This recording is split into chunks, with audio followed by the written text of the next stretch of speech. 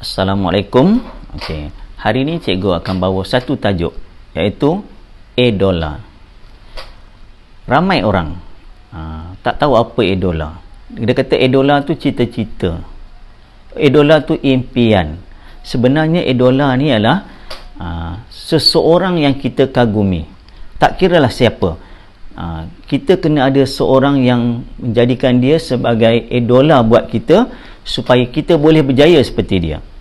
Cikgu ambil contoh, kalau orang yang ingin menjadi seorang ahli politik, seorang pemimpin yang hebat, ramai akan memilih Tun Dr. Mahathir. Sebab Tun Dr. Mahathir ni merupakan Perdana Menteri yang paling lama kat Malaysia, dan telah dia pun diiktiraf antara Perdana Menteri yang paling tua di dunia. Beliau dua kali menjadi Perdana Menteri, 22 tahun kemudian 22 bulan. Perdana Menteri yang keempat dan Perdana Menteri yang ketujuh. Itu orang yang nak menjadi seorang ahli politik, seorang pemimpin yang hebat, menjadikan Tun Dr. Mahathir. Kalau dalam bidang sukan pula, kalau cikgu tanya, biasanya kalau murid-murid yang aktif dalam sukan, mereka menjadikan Usain Bolt, pemegang rekod dunia 100 meter, sebagai idola mereka. Kalau yang minat dalam permainan badminton, mereka selalu menjadikan Datuk Lee Chong Wei sebagai idola mereka. Kalau dalam acara lumba basikal, mereka akan menjadikan Azizul Hasni Awang sebagai idola mereka. Itu bagi ahli sukan. Dan kepada yang minat pula dalam bidang nyanyian dan sebagainya, mereka menjadikan Datuk Siti Nurhaliza sebagai idola. Setiap orang dia ada idola dia. Dan pernah cikgu mengajar murid-murid yang hero-hero lah, dipanggil murid-murid yang agak nakal sedikit. Bila cikgu tanya dalam kelas, kelas yang terakhir cikgu ajar BM, cikgu ingat lagi, tulis siapakah idola mereka. Ramai yang memilih ahli gusti John Cena masa tu yang terkenal, ahli Hulk Hogan. Mereka menjadikan ahli gusti sebagai idola mereka. Cikgu, kenapa? Cikgu tanya, kenapa memilihkan John Cena, Hulk Hogan? Cikgu, saya minat cara dia bergusti, cara dia membelasah, cara dia meraih kemenangan dan sebagainya.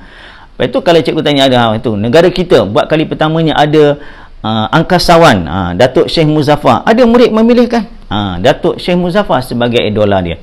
Dan sekarang ni cikgu tengok trend dah semakin berubah. Bila tanya remaja-remaja, khususnya murid-murid pelajar-pelajar perempuan, siapa idola? Kebanyakan bila tulis saja, kadang-kadang cikgu pun tak kenal. Mereka menjadikan artis-artis Korea sebagai idola mereka. Bila dah menjadikan artis ini sebagai idola mereka, pelakon-pelakon ini sebagai idola mereka, mereka akan ikut.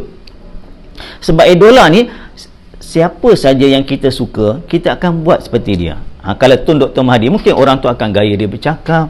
Tun Dr. Mahathir suka membaca buku, dia pun baca buku. Kita kena ada idola. Kalau tak ada idola, kita tak boleh berjaya. Tetapi idola kita jangan silap.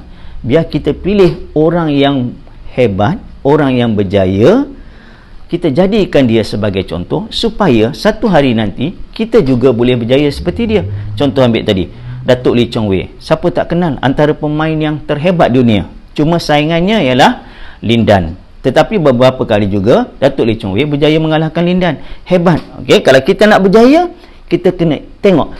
Datuk Lee Chong Wei, ambil contoh paling mudah lah. Beliau ni merupakan seorang yang berdisiplin semasa dalam latihan sukan. Jurulatih suruh datang pukul 6, dia dah pukul 5 dah berlatih. Suruh lari 10 round, dia lari yang 15 round. Sebab dia nak stamina. Tengok, sampai usia dia dah 36, 37 masih main badminton. Tapi disebabkan dia mengalami satu penyakit, akhirnya beliau terpaksa bersara. Tak dapat pergi ke Sukan Olimpik 2020 yang akan berlangsung sebentar nanti, walaupun tahun 2021.